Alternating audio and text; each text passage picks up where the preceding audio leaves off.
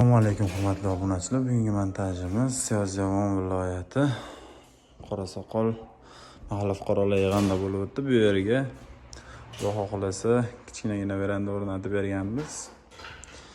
Xo'p, ichkaridan ko'rinishini ko'rsatib o'taman. Tashqi ko'rinishini yana bir qator ko'rsatib o'taman. Faqatgina tepada tomda ustalar ishlayotgan sababli tashqi tomoni o'ta chang bo'lib ketdi. Shu sababdan ichkari ko'rinishini ko'rsatib o'taman. Xo'p, romlarimiz razmeri bilan tanishtirib o'taman. 259 ga 2 metr bo'lgan. Ikkitadan ochilishi bor. Bunisini razmeri 271 ga 2 metr, uzunligi 316 bo'lgan. Eshigimiz taglari arkafon bo'lgan.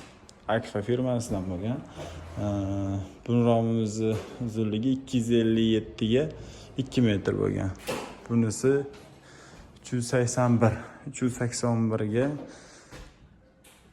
252 metr bo'lgan. Xo'p, ichkaridan ko'rinishida 20 podagonlarni qo'yib berganmiz. Ko'rib turganlaridek chang, halish yakunlanmagan, remont ketyapti. Xudo xolasa chiroyli bo'lib bitadi.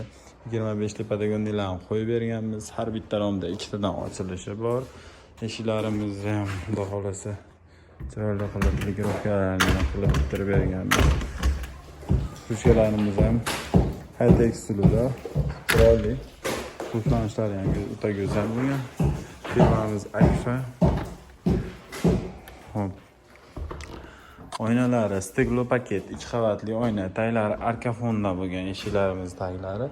Hop, bu yerimizni общий summasi 11.500.000 so'mga tashqi tomon ustunlarini o'rab berishi bilan hisoblangan. Tashqi tomondan bir qator ko'rsatib o'taman. Tashqi ko'rinishi xuddi shunaqa. Ustunlarini ham o'rab berganmiz chiroyli qilib. Mikrofon bilan.